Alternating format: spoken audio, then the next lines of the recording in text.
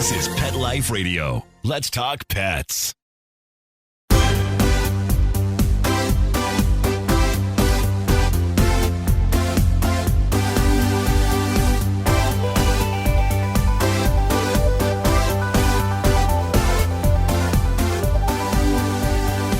Hello and welcome to Six Figure Dog Business. This is the show where we talk about how to grow your dog-related business to a healthy 6 figures per year or more in revenue. I'm excited for our guest today.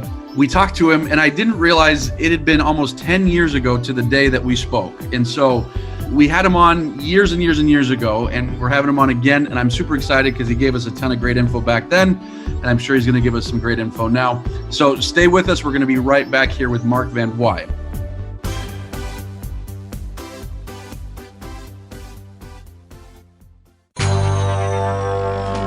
It's designerpetsweaters.com. Hand-knitted designer sweaters for your precious pup or cool cat. Beautiful couture patterns for your pets, including custom-knitted formal wear, casual wear, yachting, and even sports-themed. Many designer pet sweaters include feathered tammy hats, top hats, and a lot of sparkle.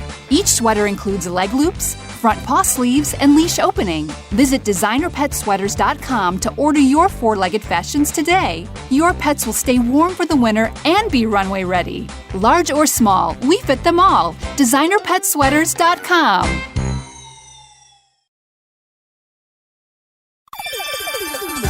Let's Talk Pets on PetLifeRadio.com.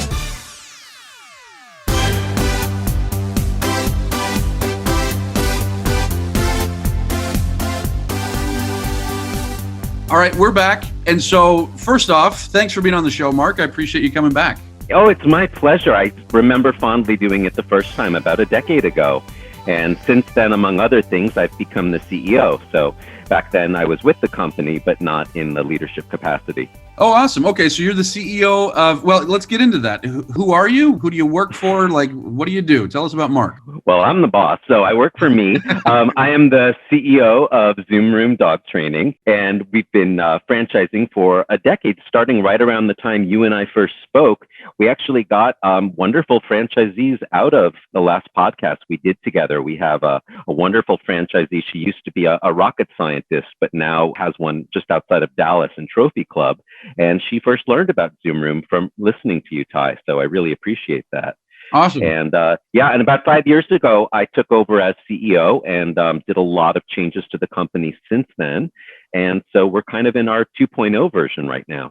So for those who don't know, what is Zoom Room? What do you guys do?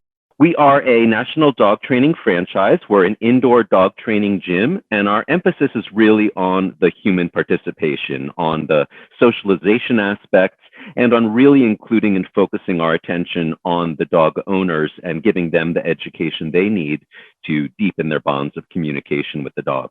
So you said gym. What does that mean? Is this like agility? What are you guys doing in there? So we offer everything you'd expect, puppy training, obedience, but we set it up very much like a human gym. So we really have a lot of emphasis on physicalization, like agility course. So we do agility training. We also have a class called Pup Pilates that uses a lot of equipment like you'd find in a Pilates gym to help with core conditioning, confidence building, strength, balance. It's good for recovering dogs as well. And we do rally, we do scent work, we do urban herding indoors, anything that you can do to be localized in the safety and security and management of an indoor dog training facility that's fully dedicated to that one purpose. Okay, let me dig into this real quick, because this is something that I've found a lot of businesses struggle with, is they try to do a lot of things. And when they try to do a lot of things, they end up falling in certain areas. And so as you're explaining the things you do, you're talking scent work, you're talking obedience, you're talking agility, you're talking urban herding. There's a lot of stuff you're doing. How do you guys manage that? Like the logistics of running so many different programs? It's a great question. I mean, for us, it is a very laser focused on. In other words, we don't do any daycare, no boarding, no grooming, no other services. It's all training. It all utilizes the exact same tool set, which is positive reinforcement. So when you come in with your dog at the beginning, you've just rescued her or you've gotten a new puppy, we really get you inculcated into the mindset of positive reinforcement. Once you get that down, we can take you and your dog anywhere you want.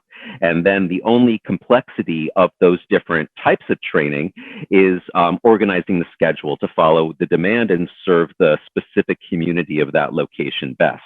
So for example, coming out of 2020, when we, of course, we meaning America, saw a 700% increase in dog ownership levels, with all of the adoptions and puppies, stores that used to do tons of agility, which would be very popular, really have had to shift to lots of puppy classes, just round the clock puppy classes and basic obedience, because that's really where people are needing us the most right now.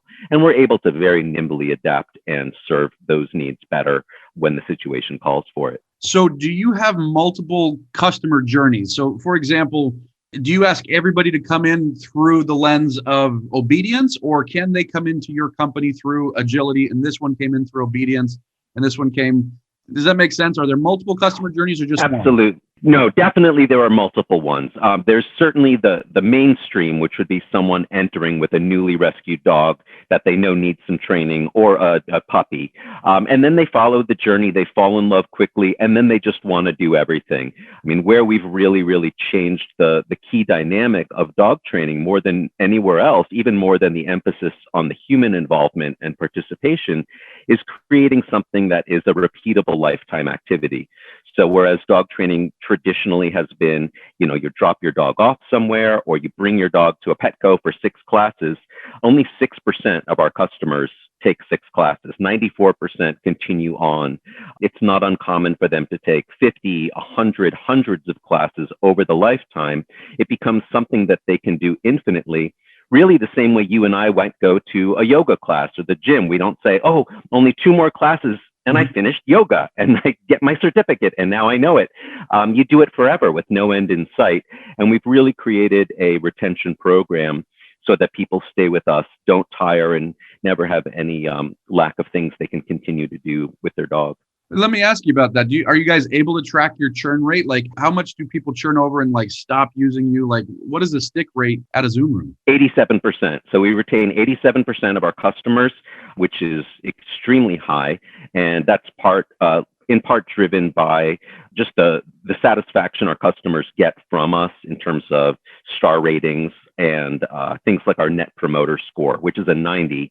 That's at the level of like an Apple or an Amazon. The willingness of our customers to refer their friends, that helps lower our customer acquisition costs and really helps to drive that fierce loyalty of how quickly we become part of the just daily or weekly lives of our customers. So I want to ask you maybe for some tips on that. And to preface it, I talk a lot, when I'm doing consulting with other dog trainers and stuff like that, I talk a lot about, hey, basically have 2 models. We have the high ticket model, where you're charging a lot and you need that because you have customer acquisition and you have your costs and you have overhead and labor and all that stuff. Or you can have a lower ticket, but you have to retain. And you have to retain people and continue to get them to purchase your programs over and over and over. Obviously, you guys have gone with the latter. I know the short answer might be do a really good job and people keep coming back, but is there more to it than that to get people to keep using you over and over? Absolutely. For us, when we look at CAC, at customer acquisition cost, we always think of it in the same time as pushing both ends of what you were just talking about. Like, we really come at it both ways. So we want to increase lifetime revenue, and we really want to focus on the ratio of what lifetime spending of our customers are versus the cost to acquire them. And it'll vary by industry. General rule of business would be you want that to be a 3x or 5x. At Zoom Room, our lifetime revenue is 50 times our cost to acquire, 100x at the top 25% of clients. And for our franchisees, as a franchisor, we really need to look at not just keeping all of our franchisees profitable, which they are in the 6 figures, but also their cash flow. Cash flow is king in this business.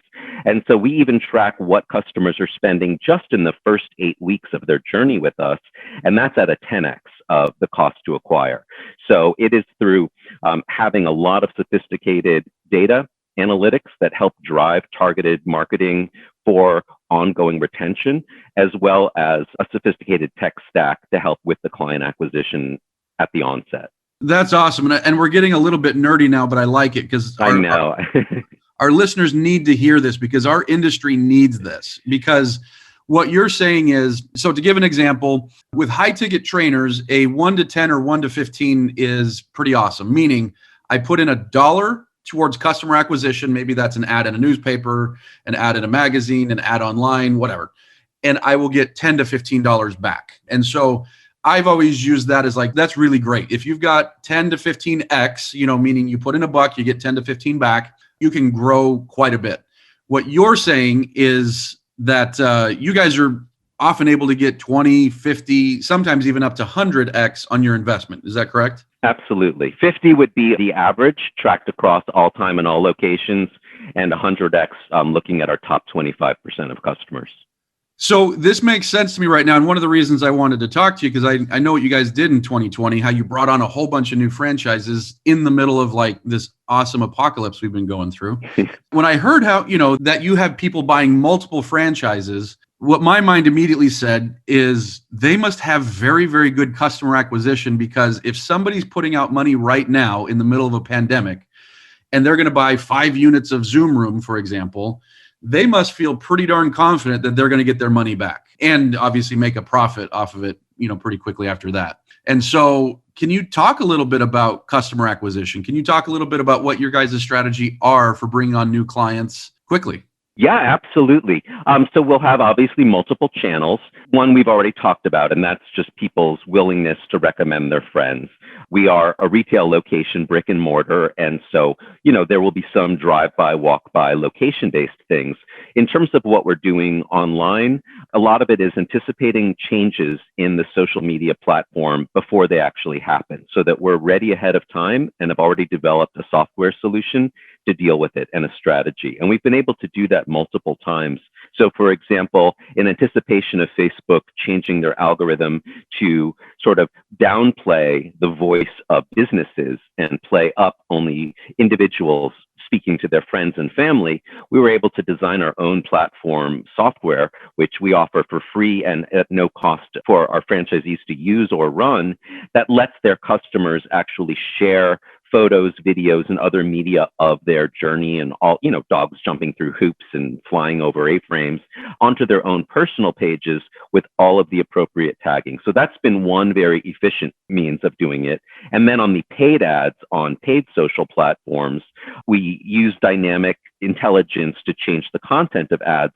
But the most important is we built our own algorithm that optimizes targeting. And that's really the best advice I can give. Is often it's not so much about the creative itself, the visual, the copy. It's really about knowing exactly who your audience is.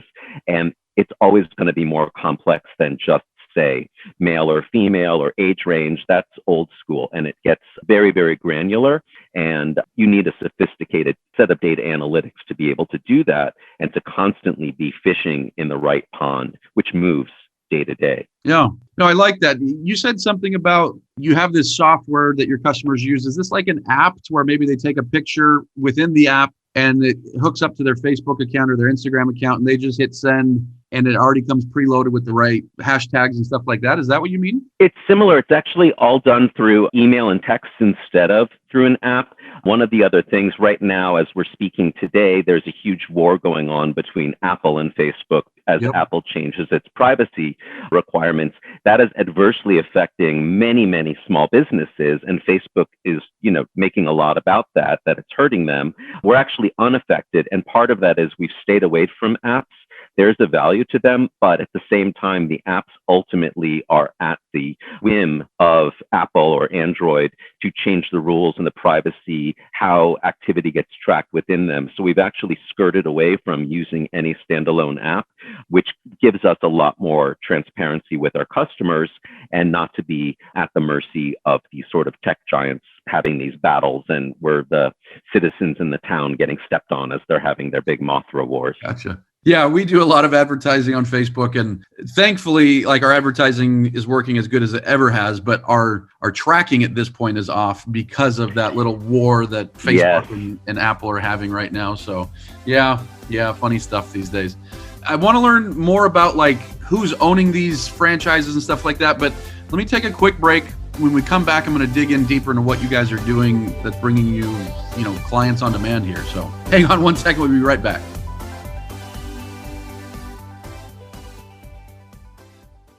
Take a bite out of your competition.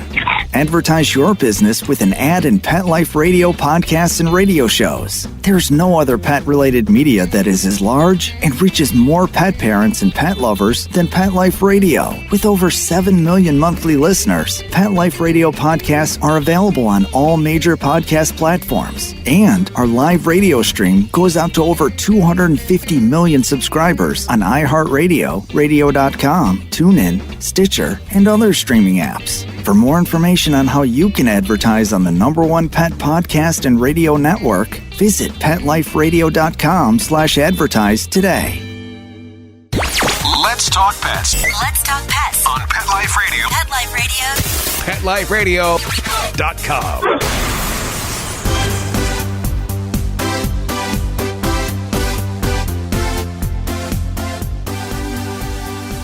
All right, we're back. And we are talking with Mark Van Wy of Zoom Room. And we're talking about how 2020 was a big year of growth for you guys, right? Did you bring on a bunch of new multi-unit franchisees? What happened to you guys in 2020?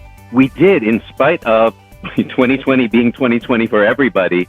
We actually opened 3 new locations in California, Florida, and Arizona in 2020, and we sold another 15 locations that are now in the process of opening, including our first 3-unit deal in Austin and our first 5-unit deal just toward the end of 2020 in the Dallas market. And so we're really, I think, now at the age and stage of a franchise where we are able to attract investors who are looking further down the road, looking for a longer investment. A typical dog daycare would cost about $1 million to open, soup to nuts. I mean, that's your cost. A Zoom Room is about a fourth of that, about $250,000. So it's a very low cost. So many investors of all types are so drawn to the pet industry right now. Pet Supplies Plus was just acquired for $700 million a couple days ago. And, and what they're doing is they're selling pet retail in a landscape with Chewy and Amazon duking it out, and yet still can fetch prices like that. So everybody wants to be in pet, but the price tag can be high. I think to a shrewd investor who sees how the pet market has done in down economies, even in a pandemic, the idea that for the price of one dog daycare, you could open 4 Zoom rooms and not just have one location in a town, but control the Atlanta market, control the Miami market, and really build a nice moat around your business. If you're going to go in for a penny, go in for a pound.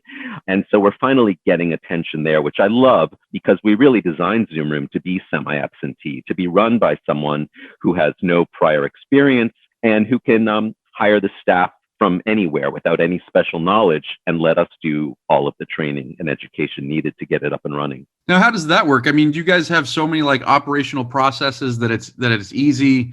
I mean, because that's the holy grail for a lot of dog trainers these days. Is a lot of dog trainers are like, I'd sure like to just manage my business from afar. What does it take to be able to actually do that, to manage a large business without having to be there every single day? I think you need to have the skill set of some business experience in management. You have to have, worked high enough at a business or owned your own business so that you're comfortable managing staff. You know how to do hiring and firing and incentives and run a good team. You know how to look at a spreadsheet. You know how to look at cash flow, read a P&L. But other than general business experience, and I think a general excitement about the pet space and about the town that you're going to be, serving, other than that, you really can hire staff that are going to go through the Zoom Room training program.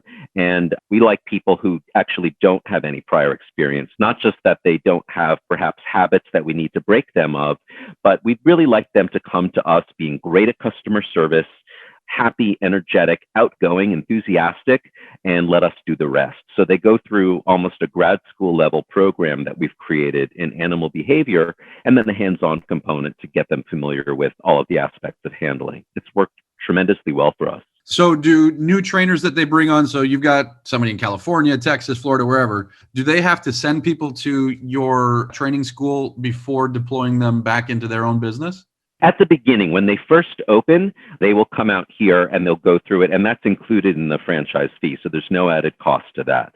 Later on, the way it scales up, at the point where they start realizing, okay, now I need more trainers, I want to get even more classes going, and the 2 people I started with now they need some breaks and we need to add more. At the point where they reach that in their journey, they have logged enough classroom hours that we actually let them do it themselves. And so we take the brakes off of them, and then they can send their own new hires through the same program they went through. But instead of us acting as the mentors, they can now act as mentors to their own employees. And so at that point, so they never have any added cost after the initial one. Gotcha. This is so cool to hear, because I've been telling people for years that in this industry, in the dog training industry, there aren't big players yet, but this is a multi-billion-dollar industry, and big players are going to be around the corner as soon as they can learn how to monetize and scale this type of business. And it sounds like you guys are finding the processes that allow you to scale this type of business such that somebody can come in, open up 4 in one city, boom, and get going. And so I hope there's 2 people listening. One, the person that says, I got to up my game, because there's folks like Zoom Room. There's folks like what we're doing, plug myself here a little bit, but there's folks like those that are starting to take this to another level, number one. And then number 2, people are saying that like, I don't want to up my game. Let me just talk to these guys. They already know how to do it, and I'll just do what they're doing. And so at this point, how many franchises do you have? We have 12 that are open, and then 14 more that are in the process of opening right now. I think our next one will be opening this year. We should be opening them in Reno, Nevada, down in San Diego, another one up in Seattle, some in Texas, a whole bunch all around. Where are you in California? I live in California. Where are you guys in California? Your locations? Right now, we have them up in the Bay Area in Belmont, down in OC and Huntington Beach, and in LA County, we've got Sherman Oaks, Culver City, Redondo Beach, Thousand Oaks, a new one opening in Valencia, a new one opening in San Diego, and then those are the California ones. Very awesome. Okay. Given Zoom Room, how many trainers work there at most of them in one location? We keep part of how we stay so profitable is that we have only 2 people working at a given moment. So there's 2 people, someone working at the front desk and 1 trainer. Stores, as they grow, will have a deeper and deeper bench.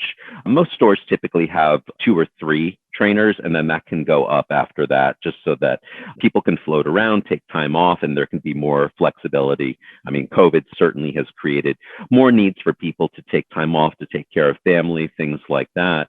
But we've been able to stay open and serve, being in greater demand than ever before. Gotcha. And square footage, like what does the square footage run on a Zoom Room? Again, how we keep the costs down and the profit high. So it's a very small footprint. It's under 3,000 square feet is all that you need. And it's zoned retail. So it can be really open anywhere in town where customers are already taking their dogs and out and, feel comfortable going out with their family. So there's tremendous flexibility and really can be put in any urban, suburban area. I think rural is the only place that I'm not sure that a Zoom Room would make any sense, just like you wouldn't open a CrossFit gym there. So pretty much where there's a successful juice place, coffee place, gym, a Zoom Room typically fits right in and serves a similar clientele. That's awesome. Now, how have you guys managed to even open these during COVID? I mean, with lockdown orders and all sorts of stuff like that, how are you guys navigating that atmosphere? The opening has been pretty easy because construction markets have not really slowed down at all. Construction kept going throughout the country. Permitting definitely is slower, I think, than I've seen ever before. So just getting permits from cities with state governments and city governments have so many furloughed employees, that's definitely been a rate determining step. But where we got very lucky is even when you and I spoke the first time a decade ago, the first thing you would learn walking into a Zoom room was the 6-foot rule, which is not a sign that we have a crystal ball, but it's the rule that you always stay 6 feet away from all it. It's, as you know, Ty, it's the length of a leash. So just because the customers are responsible for their dogs and they're always with their dogs at all times, you keep 6-foot distance. So our facilities are built around that model. So with small group classes able to accommodate the group's class size with everyone 6 feet away. And our puppy classes are for under-vaccinated puppies. And so we've always used hospital-grade germicide to hit all touch points throughout the day. So we were basically all set for COVID. Small group classes, the disinfectant, the 6-foot rule, it was all there. All we had to do was throw on the masks for our staff and our customers. And as we talked about earlier, start offering a lot more puppy classes. Yeah.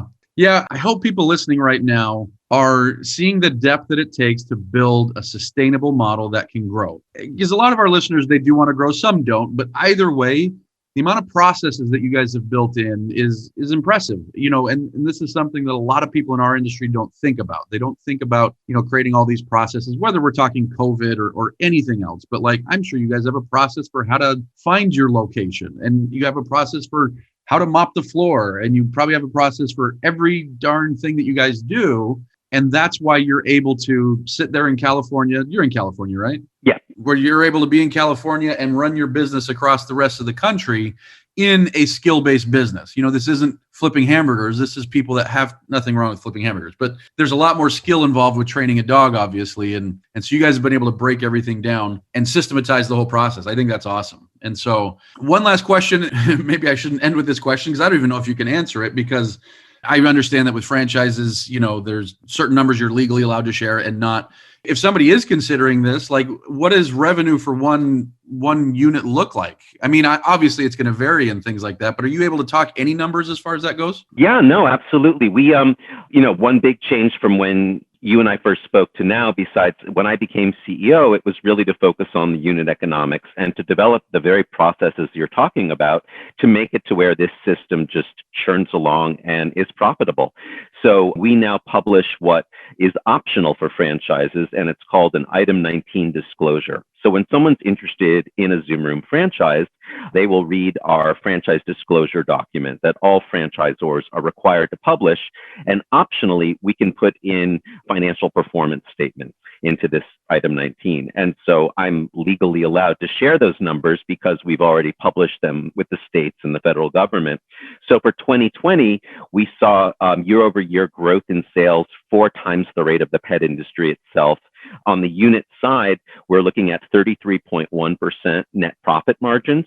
And that comes out to, I think, 149,000 and change, about 150,000 of net profit. And that's the median across all of our stores. So that's what people are looking at as just, the pure gravy net profit each year. And to me, the exciting thing when you talk about processes is, we figured everything out, except we keep figuring out more and more and better stuff. So every year, for the last 3 years, we've been publishing all of our numbers, full P&Ls for people can read how each store is doing. We're really excited and proud, so we like to show all that laundry. We think that's the stuff that gets investors excited at seeing how well the system works. And every year, our numbers get better. I mean, even 2020, which was a bonkers year. That's awesome. And for somebody putting in $250, a return of $150 a year that's phenomenal, right? Like I'm not in your franchising industry, but that's a very attractive offer, right? Oh, absolutely. Yeah, no, hugely so. The gentleman who just opened up in Orlando at the very end of last year has already let us know that he's expanding that footprint and ready to open another couple locations down there after, that's something you might hear years down the line, if ever, but a few weeks after opening, he already can see the numbers that he's doing and just how excited the community is to have him there, to have a place like that where they can congregate, get together, and just have such an awesome time and a great experience. That's awesome. Well, cool. Well, thank you so much for being on the show. Can you tell people how they can learn more about what you're doing, follow along with Zoom Room? Where can they go for that? Absolutely. We are at zoomroom.com, and you'll see a franchise link on the website if you want to go there. So we have a fully dedicated section at zoomroom.com/franchise that gives you all the information about the opportunity. But if you just want to get a sense of like what our classes look like and our schedule and prices, our consumer-facing site is zoomroom.com. That's awesome. And we'll include the website in the show notes and stuff like that. So, well, great. I appreciate you being on. It's awesome to see what you guys are accomplishing. And I'm definitely following you because, we're trying to do similar things. And so to see what you guys are doing in this industry, people need to start paying attention to the Zoom rooms and the folks that are actually expanding, because if you don't pay attention, you're going to take your market share and be happy about it. So, well, cool. Thanks again for being on. Thank you, Ty. I really appreciate it. And for the listeners, make sure to head over to PetLifeRadio.com, listen to all the other episodes of Six Figure Dog Business. And when you're done, listen to all the other episodes of the other cool shows. There's tons of cool shows on PetLifeRadio.com. You can head over to TyTheDogGuy.com to see what we're up to. And thanks for listening. We'll talk to you soon. Let's Talk Pets, every week on demand, only on PetLifeRadio.com.